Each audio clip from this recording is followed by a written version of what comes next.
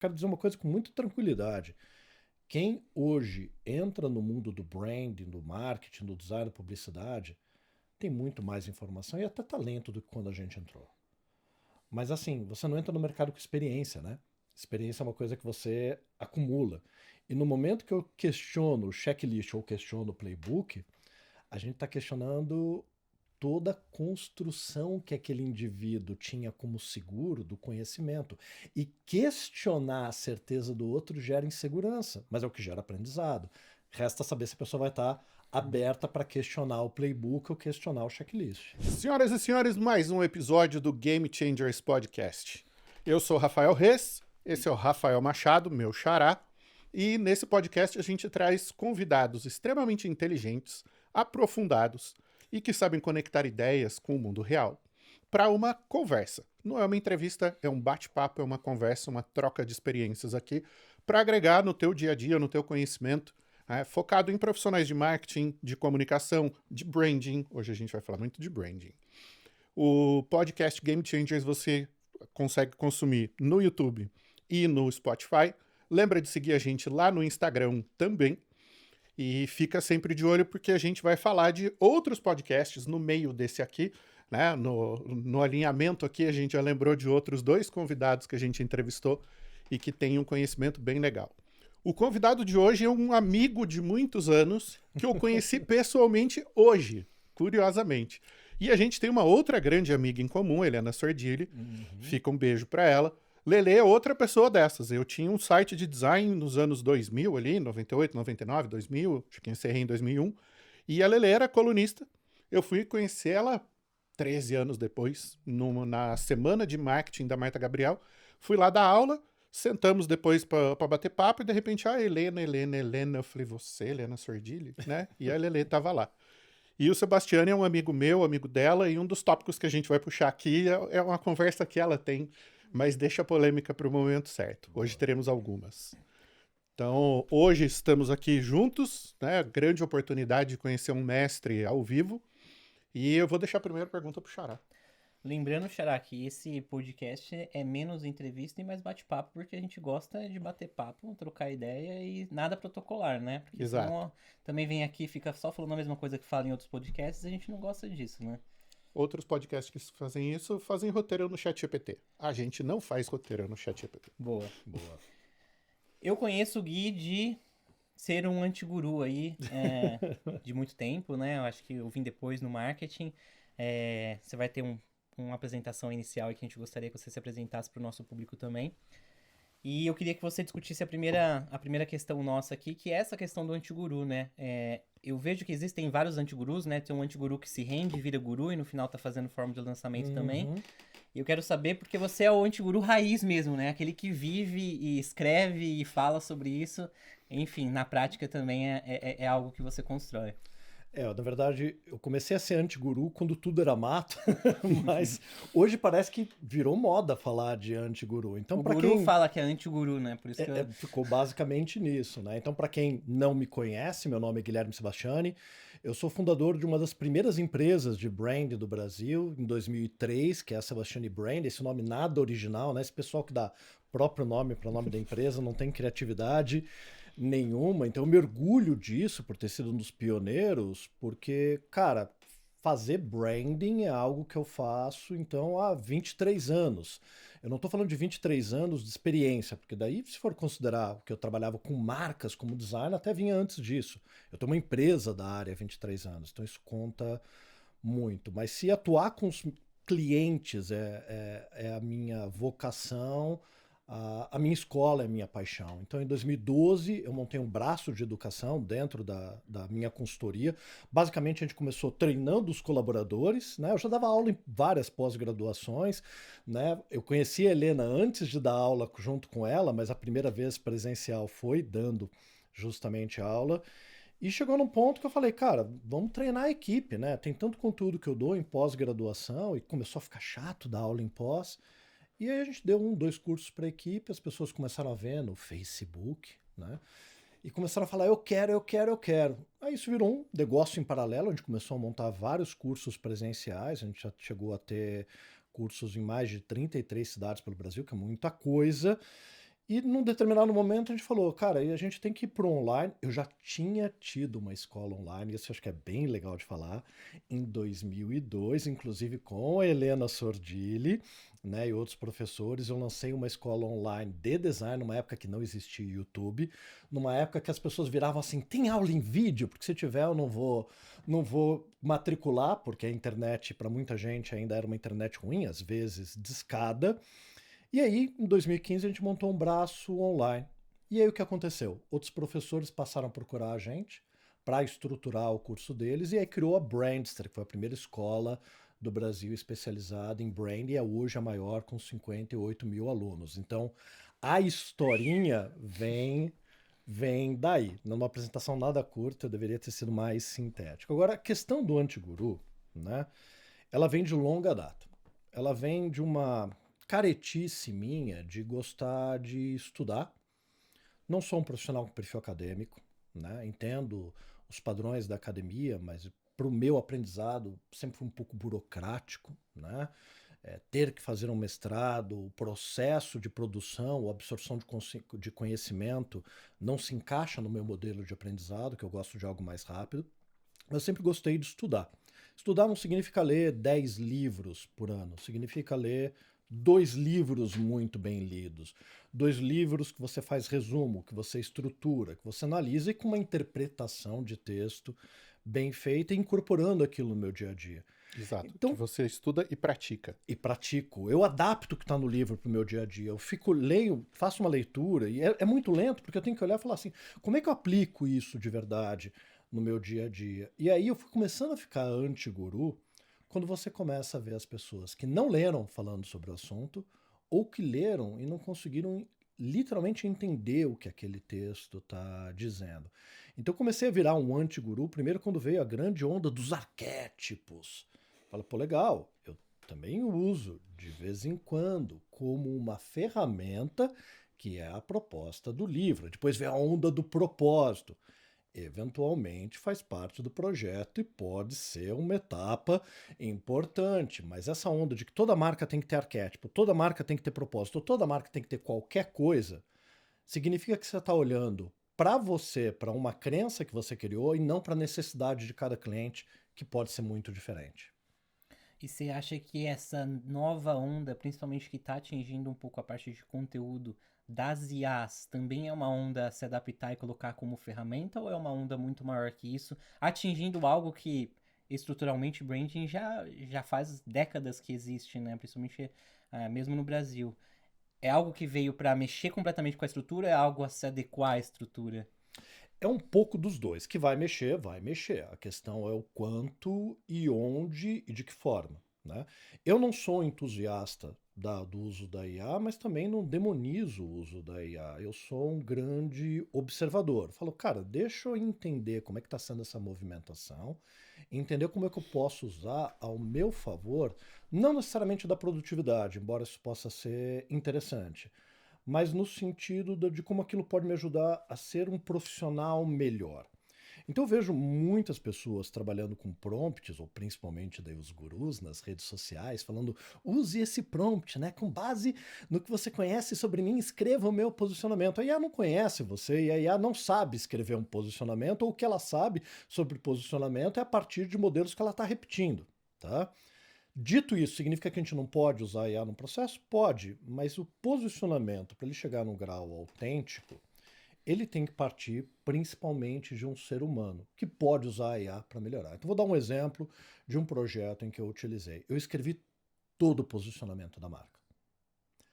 Aí eu pedi para 2 IAs diferentes, usei o GPT e usei o Claude, falando, reescreva esse posicionamento seguindo o posicionamento. Peguei do lado o meu arquivo, do GPT e do Claude. Beleza, agora deixa eu pegar o que serve melhor de cada um e reescrever.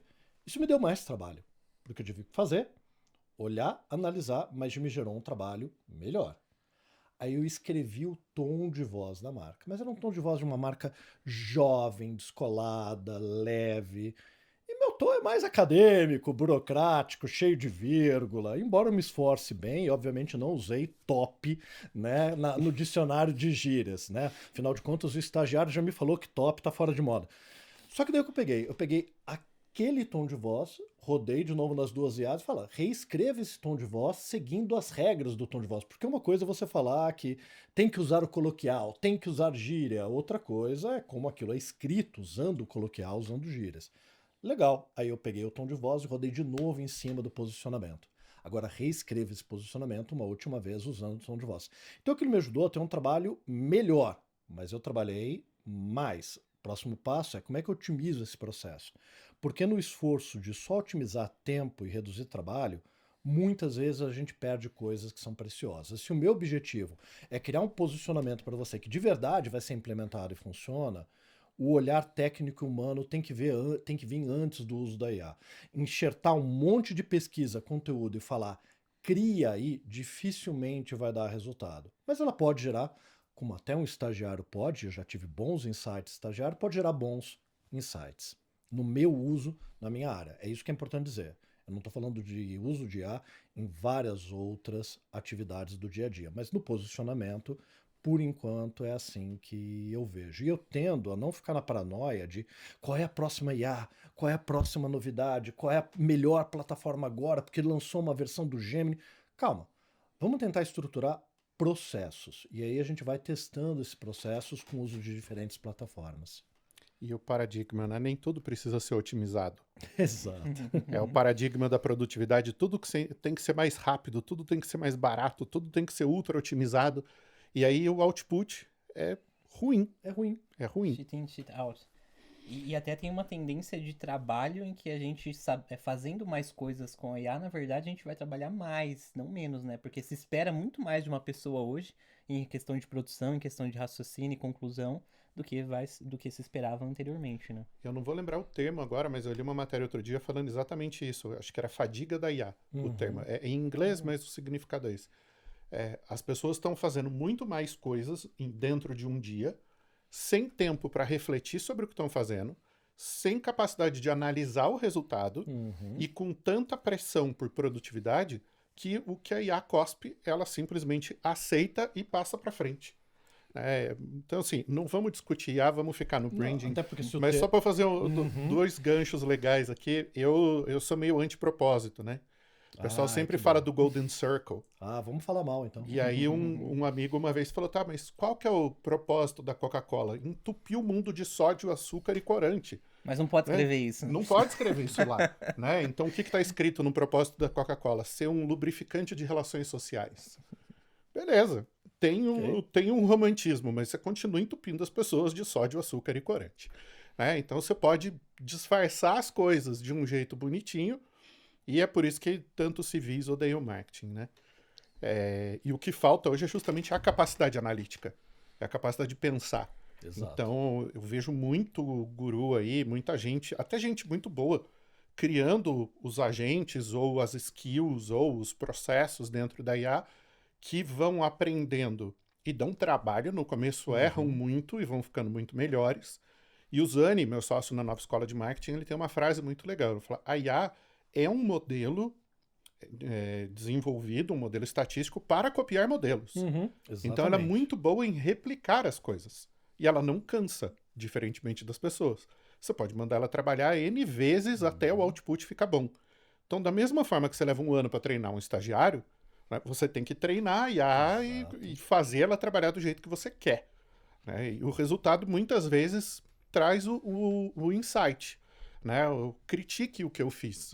Né? Me diga o que tem de furo aqui. E aí você usa que eu escrevi, o que é o lugar comum que todo mundo está usando. Porque você compara com o padrão para falar, ó, aqui você está caindo numa construção meio óbvio. E a copy de Anti-Guru, ela tem um padrão. Esses dias, um cara que eu respeito muito, inclusive, que veio do mercado corporativo, mas que acabou de usar o framework, ou pior ainda, o playbook do Anti-Guru. Né? Ele criticando os gurus, e aí tá filmando dentro do Porsche, ele deixa transparecer que ele está num Porsche.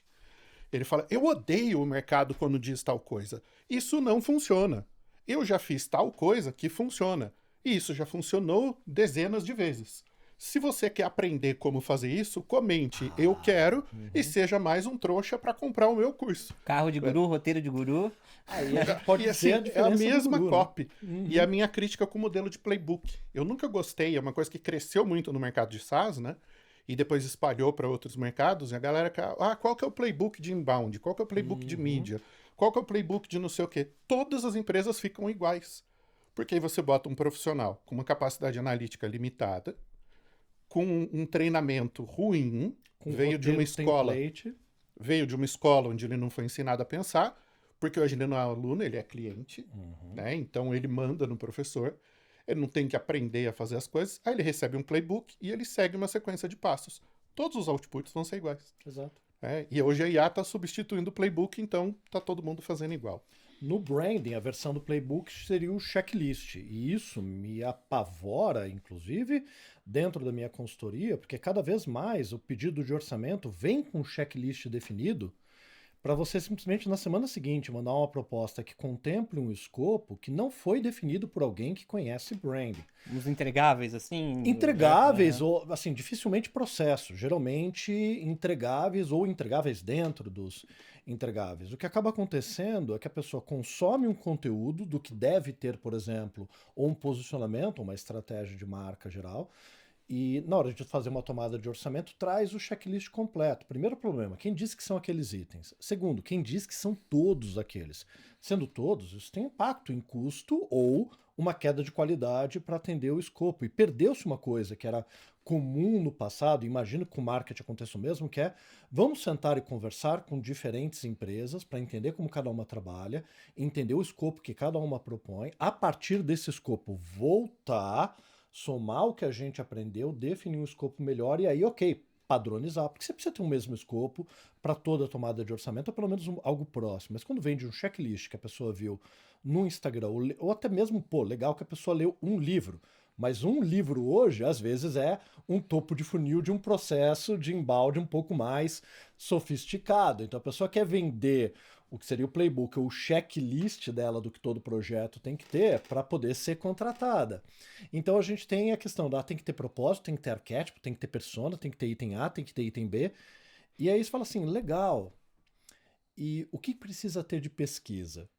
Como assim pesquisa? Sim, pesquisa com o teu público, pesquisa com os teus colaboradores, entender como a tua empresa é vista hoje no mercado. Não, mas a gente quer que você defina como a gente vai ser visto. Cara, você já tem uma reputação, você pode nunca ter tido um posicionamento, mas se você tem uma reputação, você tem uma marca. Não dá para eu sair dizendo que você é inovador se você não tem processo para inovação ou tem uma cultura tradicional. Não que você tenha que ter um posicionamento antigo, tradicional, mas assim, vamos olhar para aquilo que você tem de melhor e vamos entender o que a gente tem que traduzir. Agora, vamos discutir quais são as pesquisas, as coletas, as etapas para isso? Quem diz que você tem que ter um propósito? Quem diz que você tem que ter um manifesto? Quem diz que você tem que ter um arquétipo? Mas no momento que aquilo é colocado como verdade, geralmente por um guru, que deu um checklist, não um playbook, fica muito difícil a gente quebrar essa expectativa, porque envolve chegar para um profissional de marketing, que hoje é cada vez mais júnior nas empresas, e eu quero dizer uma coisa com muita tranquilidade. Quem hoje entra no mundo do branding, do marketing, do design, da publicidade, tem muito mais informação e até talento do que quando a gente entrou. Mas assim, você não entra no mercado com experiência, né? Experiência é uma coisa que você acumula. E no momento que eu questiono o checklist ou questiono o playbook, a gente está questionando toda a construção que aquele indivíduo tinha como seguro do conhecimento. E questionar a certeza do outro gera insegurança, mas é o que gera aprendizado. Resta saber se a pessoa vai estar aberta para questionar o playbook ou questionar o checklist. Saindo aqui da teoria, indo para a prática, eu vou construir minha marca agora. Eu sou um profissional de 32 anos, acredito que eu esteja mais perto do júnior do que do experiente. Então, quase no meio do caminho, vai? Tá no meio do caminho. Aí eu saio daqui e vou olhar para minha marca. E aí, se eu olho o playbook natural, eu vou lá, vou no Golden Circle, eu vou construir um arquétipo, vou criar meu manifesto. Esse é o normal, porque o checklist ele chega para muita gente, né, Gui? Se virou o normal, né? É, ele chega para muita gente, eles têm muito alcance, esse tipo de conteúdo. E dá segurança, né? Dá segurança, porque do que você tá dando, deixando concreto aquilo que estava na cabeça. Ou quando eu pego fundamentos, eu vou para pesquisa. E aí eu vou para pesquisa, eu posso reunir um monte de pergunta, eu posso reunir um monte de resposta. Eu vou jogar isso no chat GPT e vou falar assim, defina um posicionamento para mim. Então, para não cometer esses erros nem do checklist Uhum. e nem de pegar toda a pesquisa com a pergunta possivelmente errada até às vezes e colocar isso no chat GPT para definir um posicionamento que possivelmente pode ser genérico ou até mesmo confuso, porque a IA ela não tá nem aí se o outro vai compreender ou não aquilo que ela definiu. Que caminho eu vou, então, para ser prático? E isso servir até para uma PME, não só para uma enterprise, assim. Não, isso é bem importante, porque todo o meu começo de carreira foi com PME, né? E às vezes eu até pego um outro projeto pequeno quando eu gosto do projeto, mesmo não sendo exatamente rentável, mas tem que ser claro, alguém que está ali capitalizado. Mas vamos falar de quem não está. A gente pode ter escopos menores para atender esse perfil, tá? Uma empresa que é nova não vai ter um histórico de clientes para poder pesquisar. Então, antes de definir o que vai usar, a gente tem que definir o que é o processo e os entregáveis de uma maneira mais aberta. Então, ok, o que a gente vai fazer de pesquisa, ou porque precisa, ou porque é o que cabe naquele orçamento. Essa é uma definição na tomada de orçamento. A gente está falando de tomada de orçamento, ou mesmo que você vai fazer o trabalho para sua própria marca, para conseguir definir esse roteiro. O orçamento, a gente está definindo o roteiro e um preço para ele. Legal. O que a gente vai usar de recurso para fazer a análise? Então, antes na pesquisa, o que vai ter de quali, quant ou desk, e como que a gente vai analisar aquele resultado em função do tipo de coleta que a gente fez. Tem um hiato aqui no meio que é a ideação do posicionamento, que é quando você vai definir a grande ideia da marca. E aí, putz, tem uma caixa preta ali e tem muito da presença do insight humano. Embora até acho que você pode jogar para o estagiário GPT gerar algumas ideias, e o estagiário sempre pode ter algumas, é a tua análise em cima daquilo tudo e o repertório que você construiu de conhecer aquele cliente, aquele mercado ao longo do trabalho. E aí depois você vai ter entregáveis. Aí você vai entregar uma plataforma de marca. Se essa plataforma vai ter propósito ou vai ter manifesto, é uma questão de manifesto funciona para essa plataforma?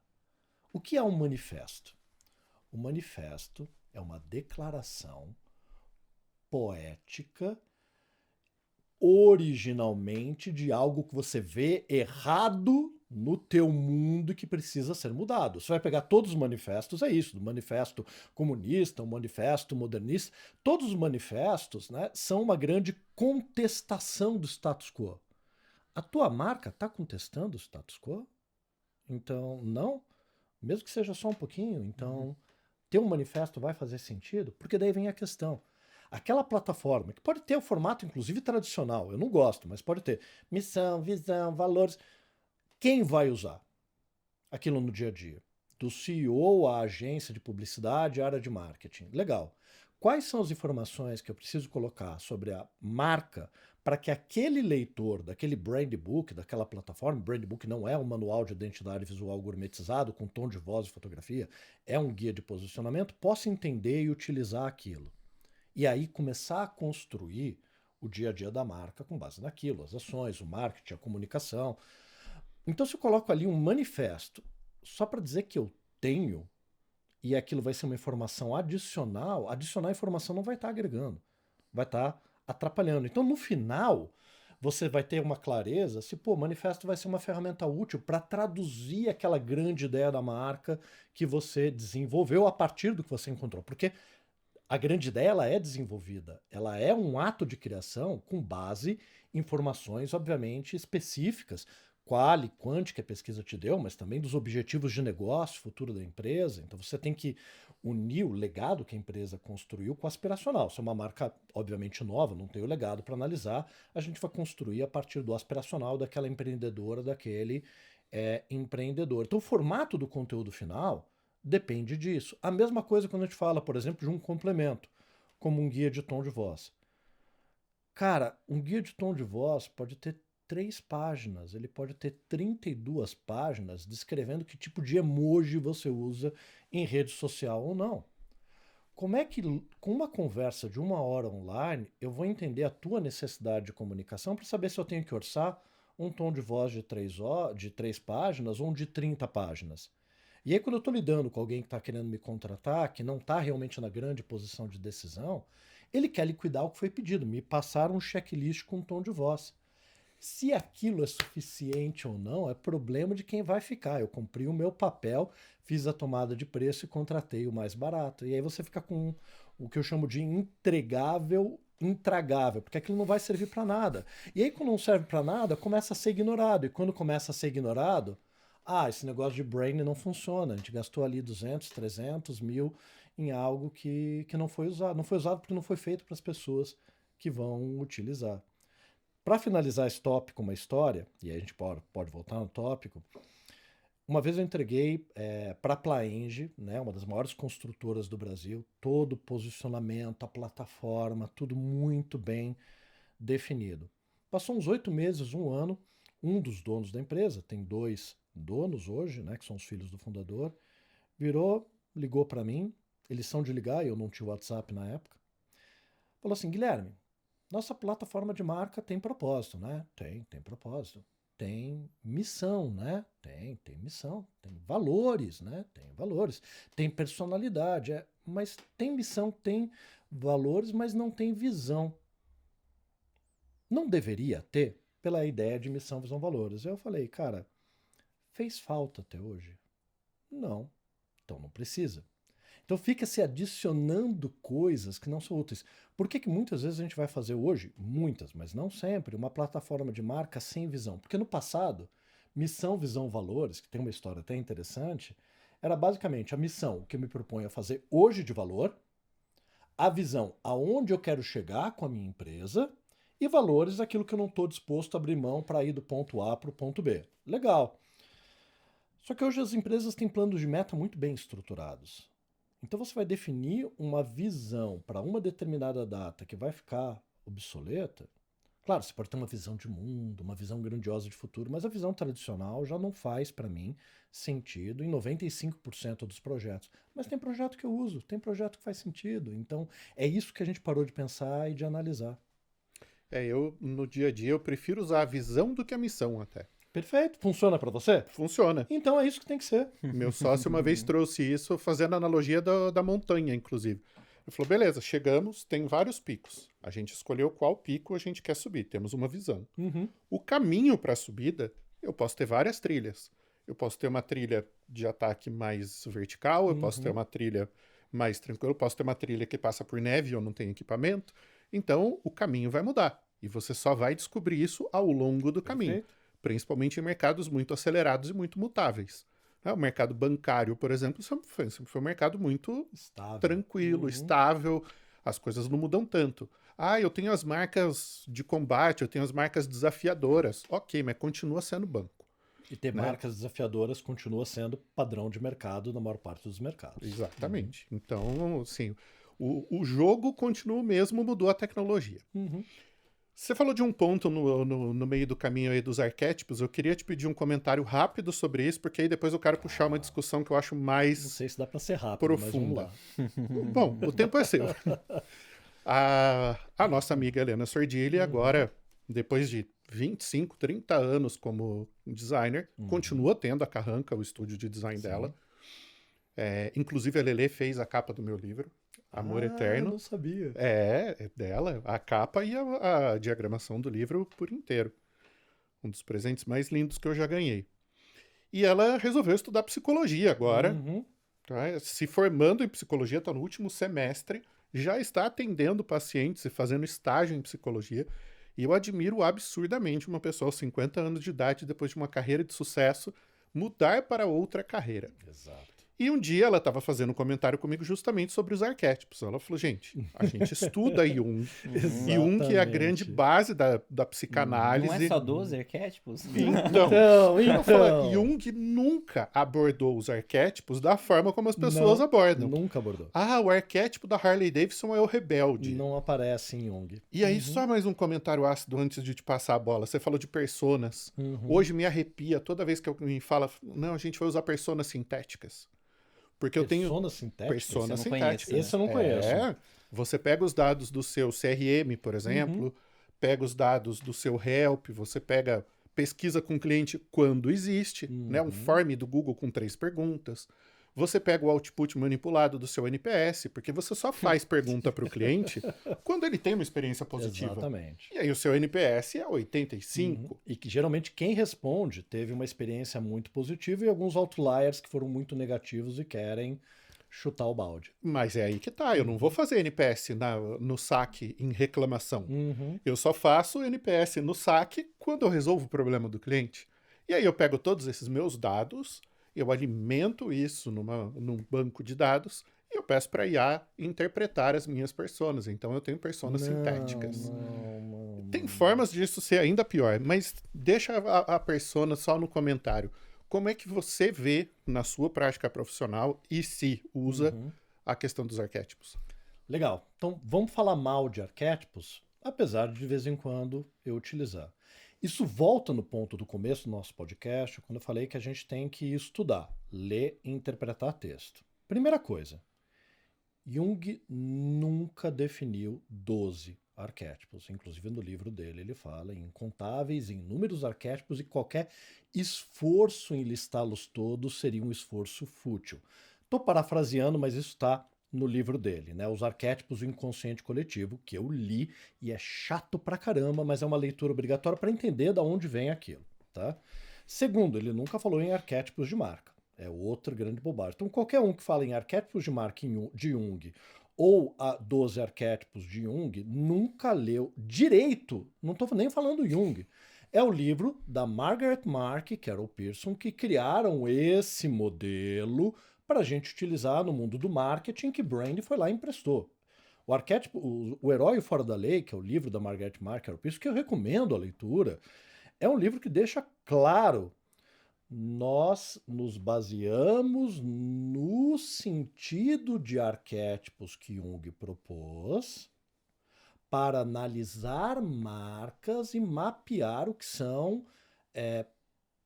não vou usar o termo persona, porque não é isso, usar as recorrências daquilo para criar um modelo para construção do significado. Ela fala, a gente criou um modelo de um sistema para a criação e gestão de significado para o marketing, para as marcas. As autoras são muito sinceras, só que as pessoas não leem. E aí vem a palavra inconsciente coletivo, fala, nossa, as nossas mentes estão conectadas. Não é isso que Jung fala com o inconsciente coletivo. Então a gente tem um problema de interpretação de texto, de guru que nem o texto leu direito, se é que provavelmente ele está repetindo. Aí vem do chat GPT, até pouco tempo atrás, quando você perguntava de os arquétipos de Jung, ele falava de arquétipos de marca, porque ele repete também as bobagens e as fakes que estão por ali. Quando você vai ler Jung, ele traz todo o conceito do que ele desenvolveu. Na própria psicologia, muita gente ama e odeia Jung, muita gente critica na psicologia o modelo de arquétipos. O próprio conceito de inconsciente coletivo é bastante criticado. Bastante criticado. Por isso que eu gosto de usar imaginário popular. E aí a gente está usando isso como fórmula para projeto. Uso em alguns casos, usam, exatamente como eu vi no livro. É um sistema para construção de significado. Então, para a etapa de ideação da caixa preta, você pode utilizar arquétipos como parte desse processo.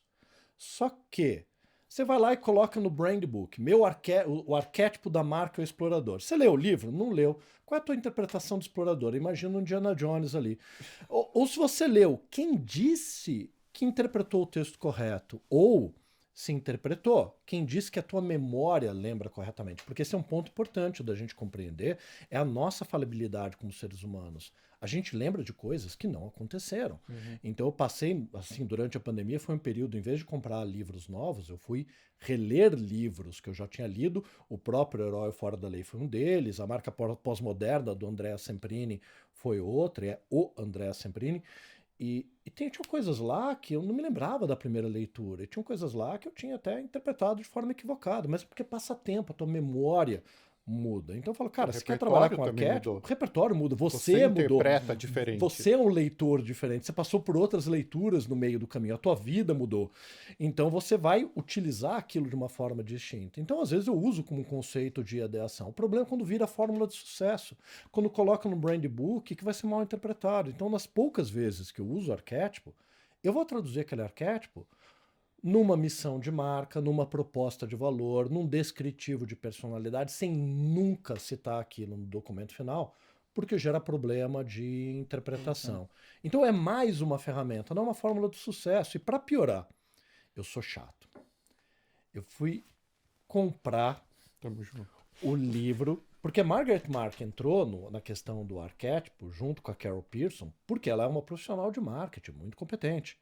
Carol Pearson não vem do marketing, não vem das marcas. Ela vem de um outro mercado, de autoajuda. Fui comprar o livro, ela tem outros livros, fui comprar o livro que ela escreveu anterior ao Herói Fora da Lei. Tem 12 arquétipos? Tem, mas não são necessariamente os mesmos. Não tem a mesma estrutura de 4 grupos de 3 e de oposições. É completamente diferente. E nenhum dos 2 livros tem aquela mandala rodinha com as 12 bolinhas, que eu também utilizo em sala Os de 12 aula. signos do Né? zodíaco.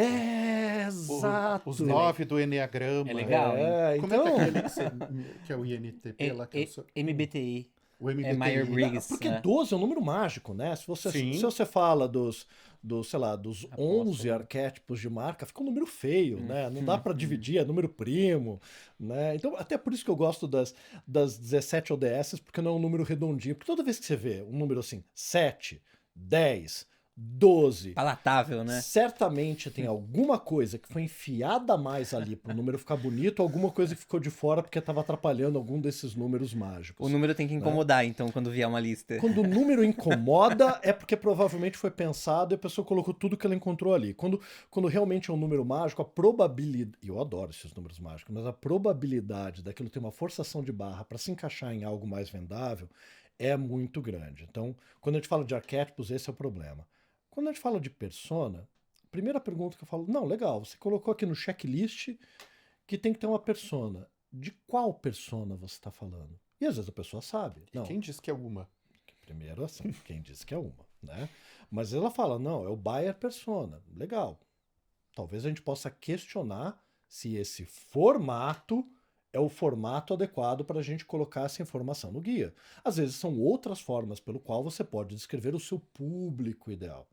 E aí quando fala de B2B, não é só um buyer, né? Você tem várias pessoas envolvidas. Às vezes no B2C também, quando fala de uma venda para uma família, enfim, e os stakeholders que influenciam. Mas no B2B, geralmente são várias. Às vezes é a brand persona. É traduzir a marca como se fosse um indivíduo.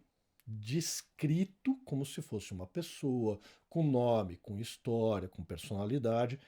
Esse é um formato de conteúdo. Eu posso descrever a marca e toda a personalidade dela sem sem usar algum recurso antropomórfico. Não seria qual o verbo de Antropoformizar. antropoformizar. Eu Obrigado, tive que ensaiar Rafael. também. Você teve que ensaiar também. Então, a gente tem que olhar aquilo como forma, que pode ser muito útil e que a gente de verdade está emprestando de áreas de tecnologia, de UI, de UX, como mais um recurso.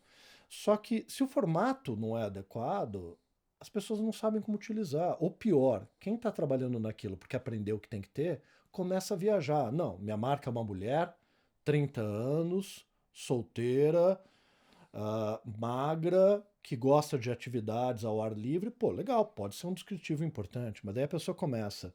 Então, se ela é 30 anos, magra, solteira, gosta de atividades ao ar livre, provavelmente então ela mora no campo e vai de bicicleta no trabalho e veste vestidos com tear que ela mesma fez em casa e gosta de ler Jung.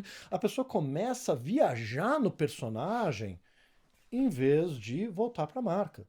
Até hoje na minha história, acho que eu usei persona em 2 ou 3 projetos, em tudo aquilo que eu desenvolvi, que eu olhei, cara, aqui vai funcionar, vai ser bom. Geralmente empresas de tecnologia que estão acostumadas com aquele formato mesmo, com as minhas críticas, e que aquela equipe de marketing vai ter mais facilidade de interpretar aquela informação. Então, qual é o problema disso tudo, de arquétipo, de propósito, manifesto, quando a gente fala do universo dos gurus?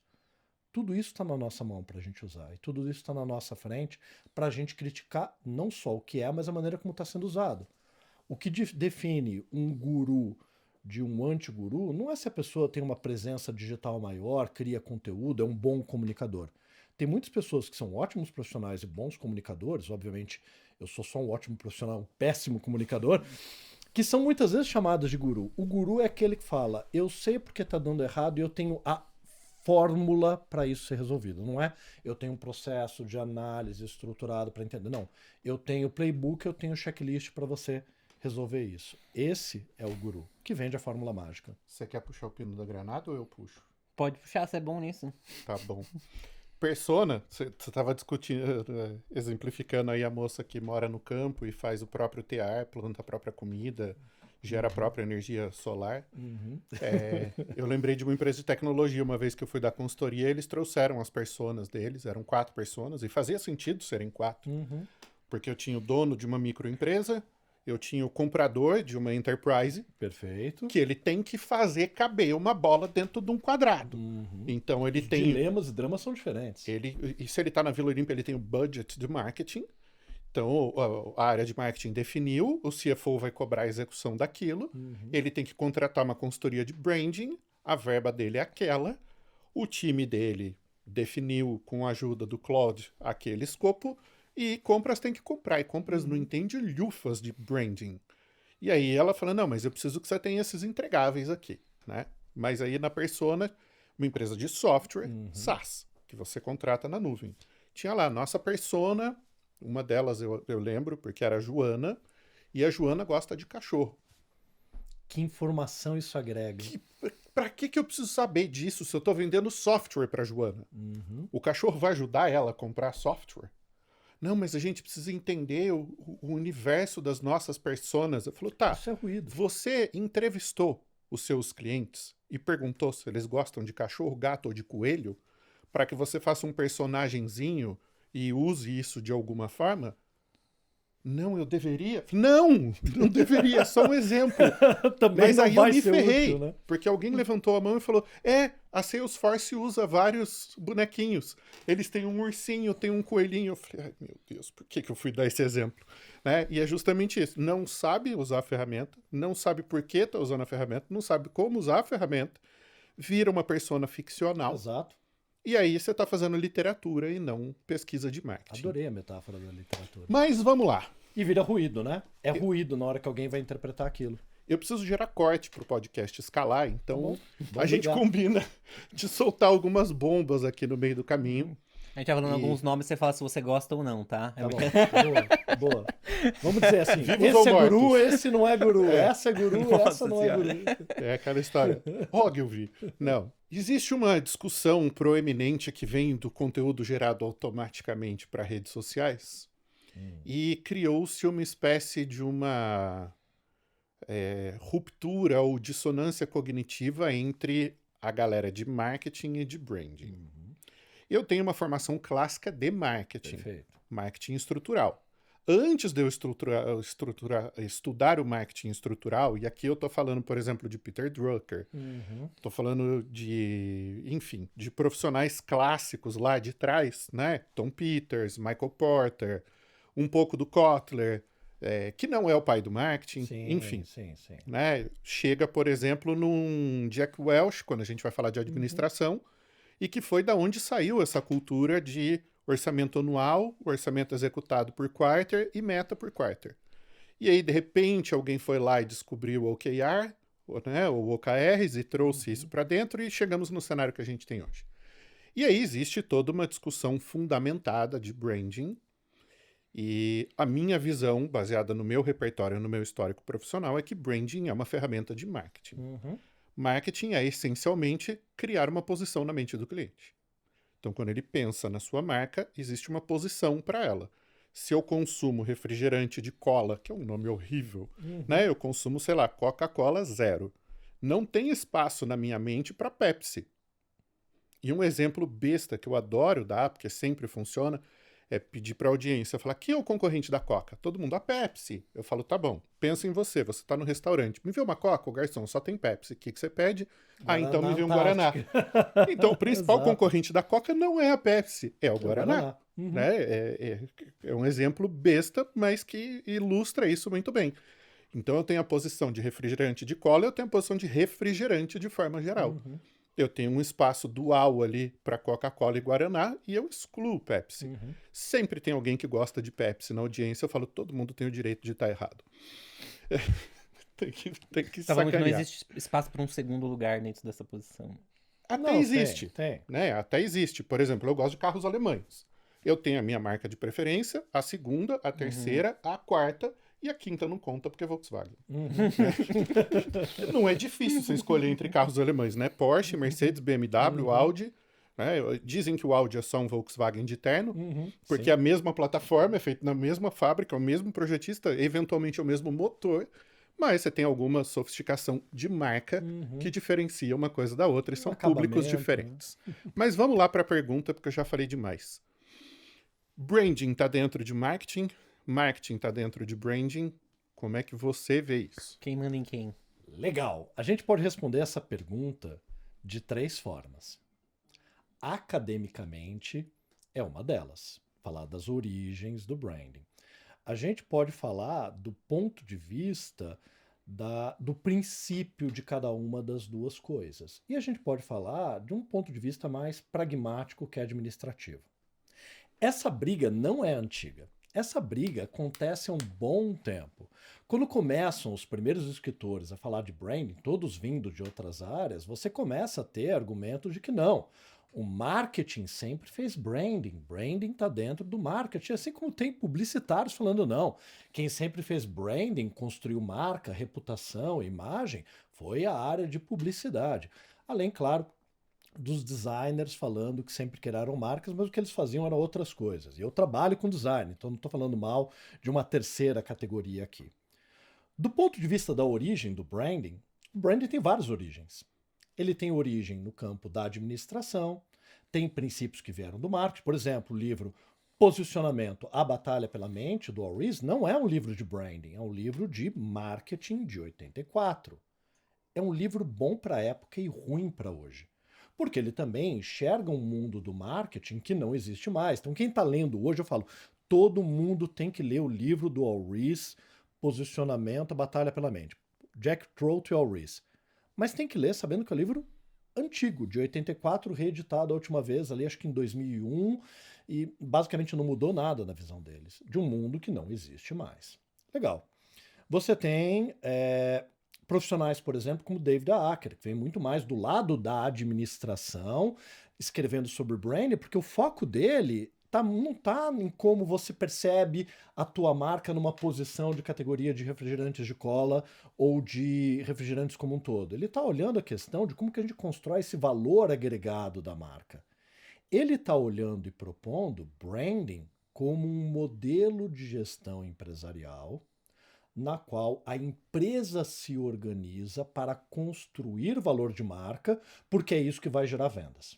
Isso acho que é importante, porque é uma visão cada vez mais ainda presente, dominante do brand, de que brand não é um departamento, não é equipe, não é atividade, é um modelo de gestão. Que empresa hoje é gerida olhando para branding? Ou por princípios de branding acima dos princípios de marketing? Cara, a gente vai falar sempre das mesmas. Vai falar de Nike, vai falar de Adidas, vai falar de Apple. É um saco isso. Tá? No Brasil, o pessoal adora citar CIMED e Nubank. São bons exemplos, são ótimos exemplos, mas a gente pode ver muitas vezes a cafeteria no teu bairro tentando construir uma experiência muito mais do que construir canais de venda ou de comunicação. Olhando para isso, o que a gente tem que dizer? Marketing não existe no Brasil, assim como branding não existe no Brasil, na maior parte das empresas. Porque o que esses autores que você falou propõem? Marketing como modelo de gestão.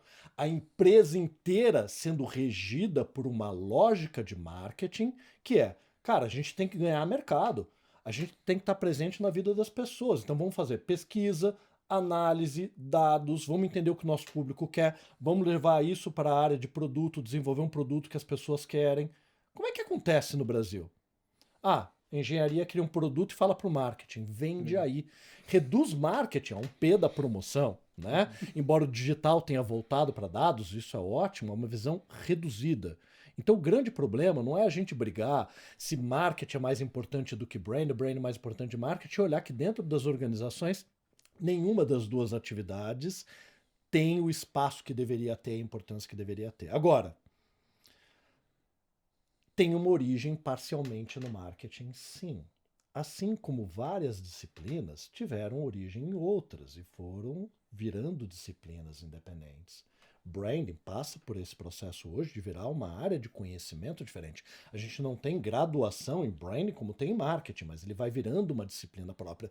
Assim como a própria área de design, antes de começar a se separar, surge muito mais do mercado da publicidade, né? Mas a gente não pode falar que design hoje é parte da publicidade, já é uma área de estudo separada. Ela começa, obviamente, estou falando do design gráfico, né? O design industrial tem uma outra origem, os dois se encontram. Agora, se você me perguntar, eu sendo profissional de branding, se branding tem que estar acima do marketing, ou marketing tem que estar acima do branding, depende. Eu vou olhar para a administração da empresa. Tem empresa que eu acredito que branding deve estar embaixo do guarda-chuva do marketing.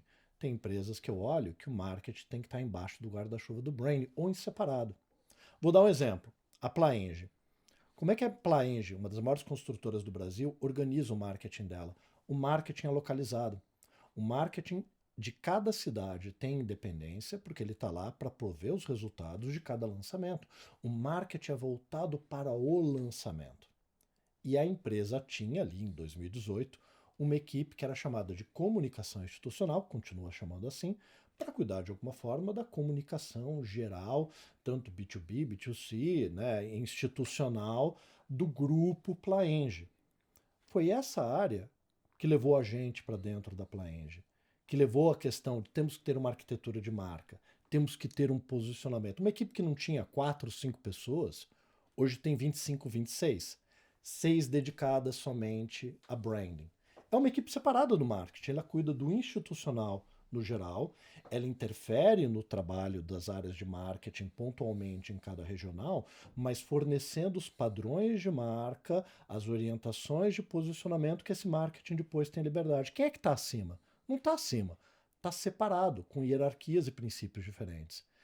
No caso, por exemplo, da Saint-Gobain, da Brasilite, tinha ali um departamento de marketing, depois do trabalho que a gente fez de arquitetura de marca, eles criaram um departamento de marca que cuida de vários produtos, porque envolve também a arquitetura, e o marketing de cada marca deles, dentro da Saint-Gobain, tem independência. Agora, tem situações que eu acho que não deve ser assim, que o brand está lá para dar suporte às ações de marca. Então, o problema é o quê, Rafael? Todo mundo vai estar defendendo o seu queijo. Uhum. Em vez de parar e olhar, fala, cara, essa é uma discussão que, embora ela seja importante, a gente tem que olhar em cada caso o que faz mais sentido. E o que faz mais sentido em cada empresa pode mudar ao longo do tempo. E os nomes, eu sinto que hoje muita gente tem vergonha de dizer que trabalha com vendas. Em essência, só faz sentido investir em marketing se isso gera vendas. Perfeito. O que, aliás, acho que vale puxar a ideia do reputacional agora. Mas antes de puxar Mas para o eu vou deixar para reputacional, você. você vê marketing como uma disciplina abaixo de vendas? Porque marketing surgiu como uma disciplina abaixo de vendas. Eu não diria nem... Surgiu, mas eu não diria abaixo. Eu diria lateralmente e coexistindo, é um ecossistema. Brand é a mesma coisa. Exatamente, esse é o ponto. O que a Plaenge chama de marketing, eu chamo de vendas. Perfeito. Porque o objetivo ali regionalmente é fazer comunicação local, Exato. é campanha, então é publicidade, É um P. levar gente para o stand e gerar lead para o corretor. Isso é uma atividade de vendas, Exatamente. orquestrada por marketing.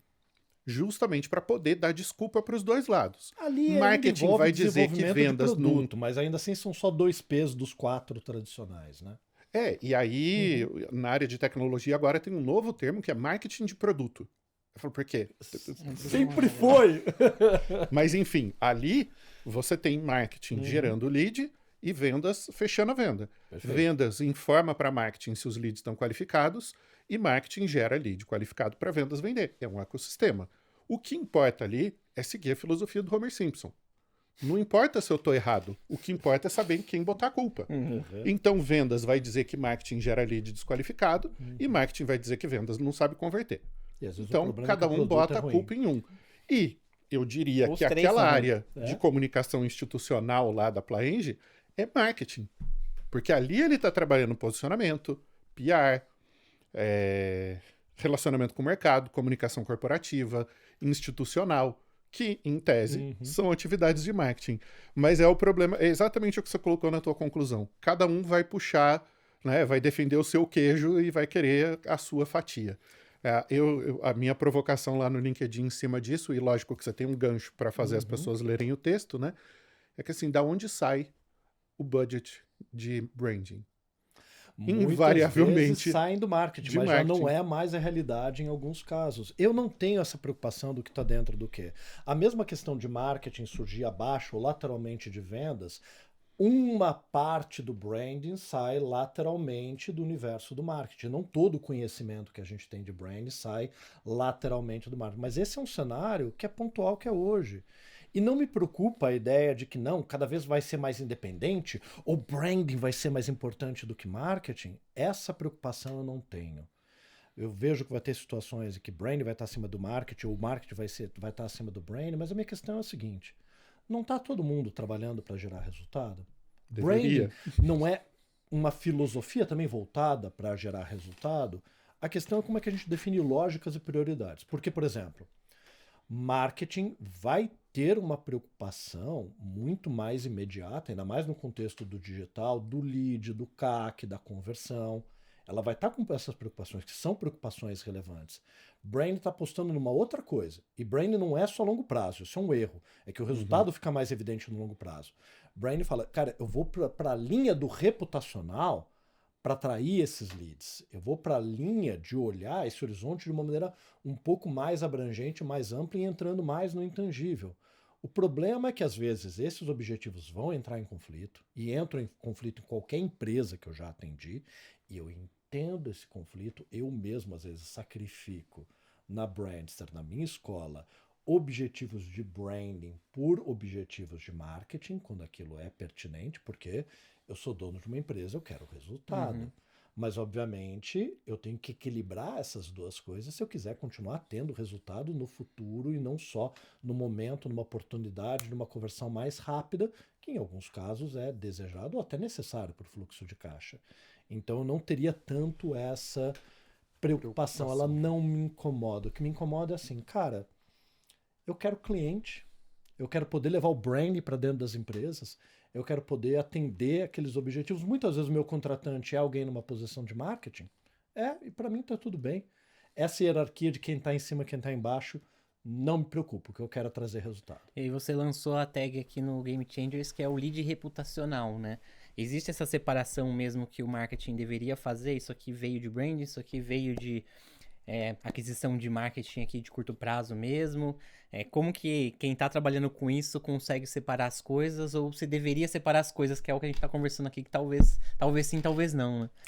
É sempre difícil separar. Eu não sei se algum outro autor chegou nessa mesma conclusão que eu, quando eu criei o termo lead reputacional, mas basicamente veio pela discussão com um cliente numa reunião que falou: tá, mas o quanto isso vai afetar o meu CAC? Cara, ótima questão. O que você faz? Eu faço conteúdo. Ele não faz podcast, que era um pouco que a gente estava conversando, mas faço conteúdo, faço feira, né? Faço publicidade. Legal, como é que você mede o CAC? Não, eu olho tudo que eu gasto e tudo que vem. Perfeito.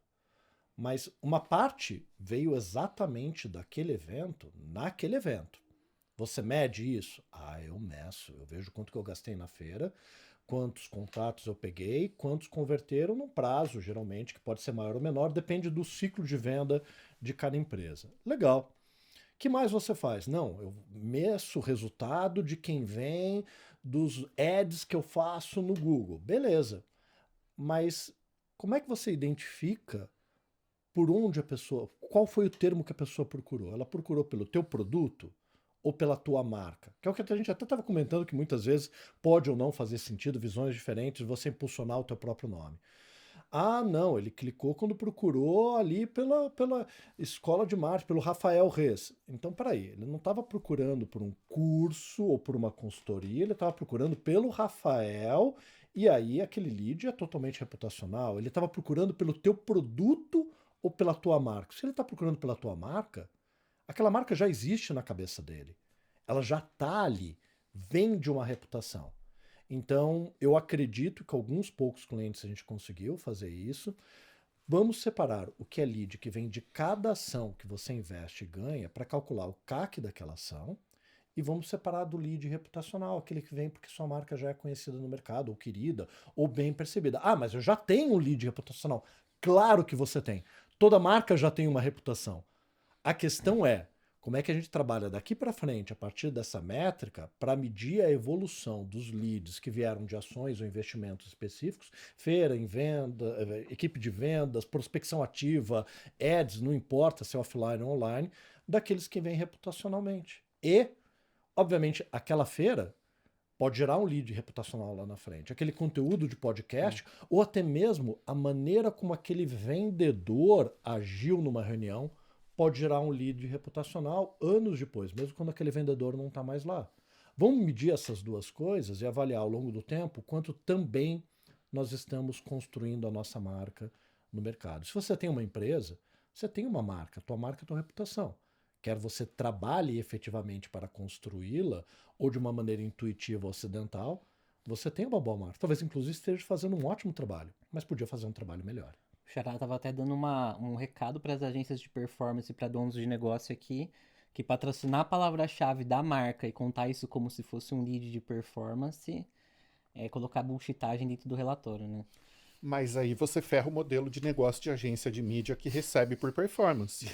Por quê? Ela tem a meta para bater naquele mês de vendas no e-commerce. Sim. Chegou no dia 20, 25, ela não bateu a meta, o que ela faz? Diminui o orçamento das palavras amplas e joga todo o orçamento em cima de branding. Ela está captando o reputacional de uma ela maneira tá falsa. ela atribuindo tá a performance dela. Ela está assim. pegando o budget de branding e jogando em mídia. E aí o CFO vai olhar o relatório do CMO, né? O diretor de marketing tem que reportar isso, e aí o diretor financeiro vai olhar e vai falar, mas por que a gente não investe mais em mídia, se mídia está trazendo mais resultado, e para de gastar com um evento que a gente não consegue provar que funciona? Por que a gente faz um podcast se não vem lead nenhum dali? Vamos botar mais dinheiro em mídia. E aí, temos o cenário dos últimos 20 anos do digital. Mas aí dá para trazer uma crítica aqui, porque você, como falou, é um profissional que vem do marketing de uma maneira estrutural, que a grande vantagem, mas também a grande mazela do digital é o curto prazo. Marketing também se olhava, e sempre se olhou na visão tradicional, para o longo prazo, como é que a gente ganha share of market, participação de mercado. Por isso que o marketing como modelo de gestão envolve entender qual é o tipo de produto que a gente tem que desenvolver para ocupar mercado. E sabia-se claramente que share of mind vem antes de share of market. Exatamente. Só que daí a gente reduziu o marketing ao digital de uma maneira tão drástica que o único indicador é a performance de curto prazo. Então, de repente, tudo que eu estou falando sobre brand, para você é marketing, perfeito. Mas o que a gente vê no marketing digital é essa redução específica e ok, não está dando certo, troca a agência, aí troca de novo. Troca o diretor de marketing. Troca o diretor de marketing por outro que vai trazer um resultado mais rápido. Você está num círculo vicioso que você não está construindo nem marca, branding, nem mercado, marketing. E aí, obviamente, você fica patinando. De alguma forma, a gente pode dizer que branding, por ter um nome, acaba ocupando um lugar, uma presença, uma importância, porque o marketing foi reduzido a algo muito menor do que ele realmente é, a algo muito menos importante e poderoso do que ele realmente é, que é um modelo de gestão estruturado para construir valor e trazer resultado para a empresa. É isso. O Packard, que é o P da HP, né? Ele tem uma frase muito boa que ele fala: marketing é importante demais para ser delegado ao departamento de marketing. O presidente da empresa tem que fazer marketing, o porteiro faz marketing. Eu gosto daquela história, que não sei se é verídico ou não, mas me parece ser, de quando o Kennedy, o JFK, foi visitar a base da NASA e ele fez questão de descer na portaria e entrar pela portaria. E estava lá o porteiro varrendo. Ele falou: homem, qual é a sua função aqui? Eu estou ajudando o homem a chegar na Lua, presidente. É uma perspectiva. É uma visão muito clara. O trabalho dele ali de cuidar da portaria da NASA faz parte do trabalho da NASA de levar o homem à Lua. Isso é clareza de visão, de valores e de propósito. Então ali existia um propósito muito claro, levar o homem à Lua.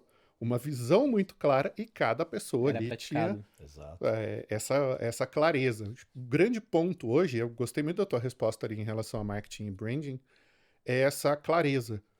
Quando o pessoal cita exemplo do Nubank ou da CIMED, aí você começa a ver uma grande confusão e, ao mesmo tempo, uma fusão de conceitos. Fala-se muito hoje da persona do founder da empresa. E aí, em tecnologia, é o Founder-Led Growth, que existe desde que Jesus Cristo nasceu, né? Esses dias eu estava vendo um professor falando no aramaico sobre a oração do Pai Nosso. Ele falou, no aramaico, na oração de Jesus, a primeira registrada, está escrito Pai Nosso que estais em todos os lugares. Então, é um Deus presente em todos os lugares. Não é um Pai Nosso que está lá em cima, no céu, sim. distante, hierárquico, né? É um Deus presente. Que é o Deus que eu vi na minha família católica, que é o Deus existente. Tem gente que reza, inclusive, não olhando pra baixo, porque quando você reza olhando pra baixo, você tá sob submissão, né? Você tem que rezar olhando pra frente. Existe religião que pensa isso. Mas assim, é um pouco isso, uma construção com base numa figura emblemática, como muitas empresas projetam hoje a figura dos seus fundadores como uma ferramenta de visibilidade. E que é assim desde as origens do marketing. Você pega Que era menos comum, né? Era menos comum. O digital não, era criou menos esse espaço. Né? Lógico, ele exponencializou, mas você pega o John Wanamaker, que é o criador da primeira loja de departamentos nos Estados Unidos, que é na Filadélfia, o prédio existe até hoje. Né? Ele era uma figura pública. Que ano? Cara, 1880 e alguma caramba. coisa. As primeiras lojas de departamentos são dessa época. Bem mais, e é uma loja de muitos andares, na qual a Macy's de Nova York se inspirou. A dimensão do prédio, a quantidade de andares, a topologia do edifício é a mesma. Founder-Led Growth não veio do Steve Jobs, então... Então, aí depois você tem o Bill Gates na Microsoft, você tem o Richard Branson na Virgin, você tem o Steve Jobs na Apple, e vamos fazer jus, né? O Wozniak é muito mais importante na Apple do que o Jobs. O Jobs era o Relações Públicas. Assim como o Bill Gates era o pior programador, mas a mãe dele tinha contatos na IBM e ele virou Relações Públicas. E construiu a Microsoft, que está aí até hoje e é o que é.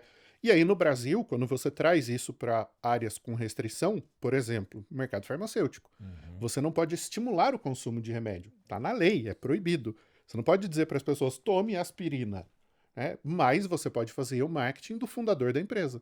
E a CIMED, que tem um fundador com cabeça de marketing, de branding, de ocupar espaço no mercado, foi lá e ocupou esse espaço. Né? Existe o personagem do fundador ali da CIMED. E tá abraçando o Brasil profundo, assim, né? Com o Toguro, Você viu que o Toguro foi para lá. Filtro. E na sequência ele foi para lá, acho que como head de marketing, e na sequência já foi para uma outra marca como VP de marketing. E que vem exatamente disso. Eu transformar uma figura pública em um ativo de marca. Nubank fez isso com a Anitta. Agora a Anitta parece que foi para outro banco. Esse é o risco. E aí o pessoal fala que o Nubank investiu muito bem em branding. Peraí, quem é da área acompanhou a nova marca do Itaú.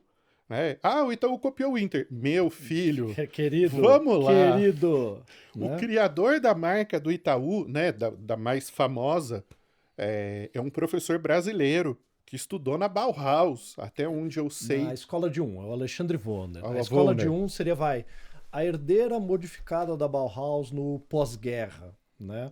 Mas que ocuparia esse lugar da Bauhaus com algumas similaridades e diferenças filosóficas. Então foi o único brasileiro que estudou lá e que fundou aqui no Brasil os primeiros cursos de graduação em design, Alexandre Vonner.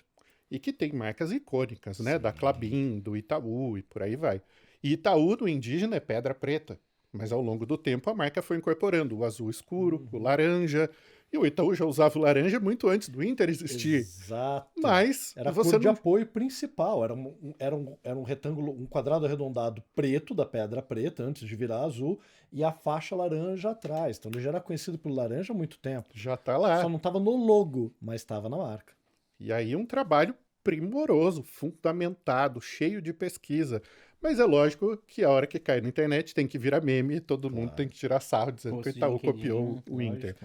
Pra gente fechar, você está prestes a lançar um livro. Estou. Então, fale sobre o livro, faça seu jabá, promova-se, porque eu faço questão, estarei no lançamento, quero um autógrafo. Vai ser uma honra. E acho que todo mundo que está assistindo aqui deveria comprar e ler e estudar.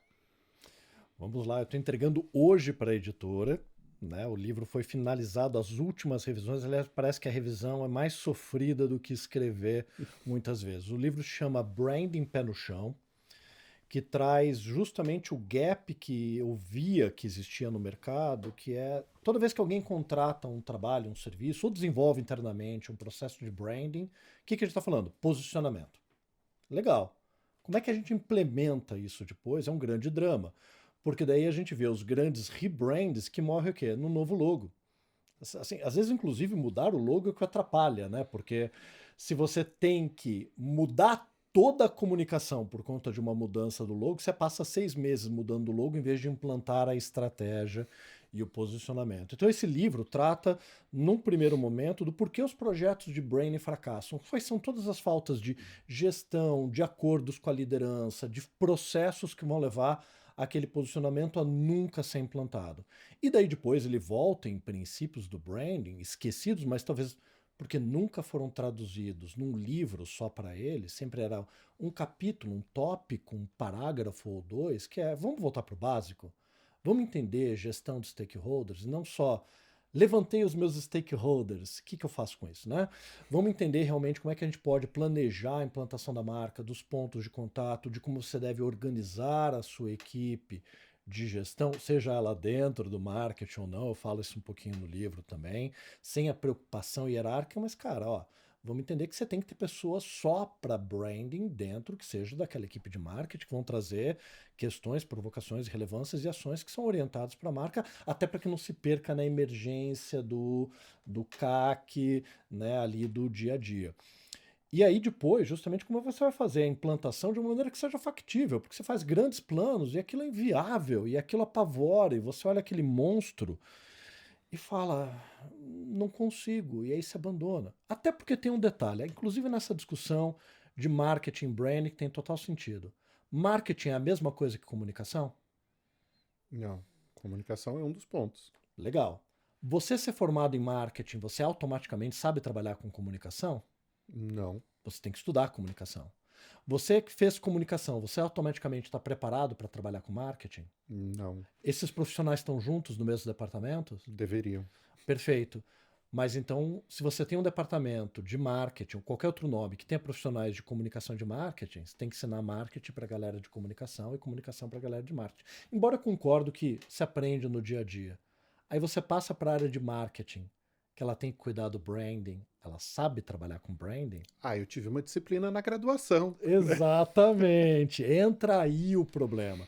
Então, legal, como é que você prepara a tua equipe? Isso está no livro. Como é que você organiza as distribuições de branding, mesmo que tem que sobrepor aquelas de marketing. Então, o livro preenche essa lacuna, que é o que eu acredito, que é olhar branding como uma coisa chata. Branding é gestão é chato.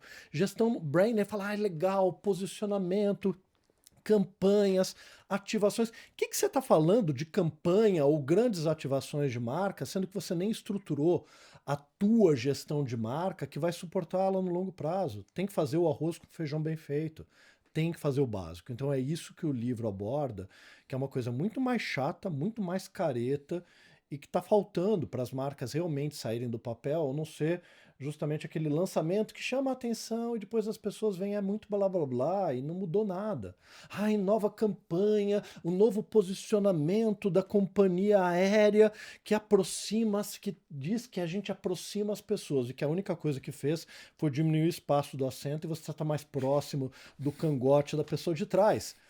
Cara, como é que isso vira serviço? Como é que vira produto? Como é que vira experiência? Como é que vira relacionamento? Como é que vira ponto de contato? E não uma campanha com logo novo. Que porrada. A gente vai fazer a pergunta de guru do nosso podcast para ver se ele tem uma resposta de guru. Faça. Nós temos uma pergunta clássica aqui, que qual Game Changers tem a parte da virada de chave, né? Se você teve na sua carreira alguma virada de chave que te iluminou de alguma forma, que você pode passar para os nossos ouvintes. Cara, eu tive algumas, né? Eu fundei a minha empresa quando a minha família faliu. Eu tinha um medo, para não falar um cagaço, depois coloca um bip e corta, de a ideia de empreender, porque isso era apavorante.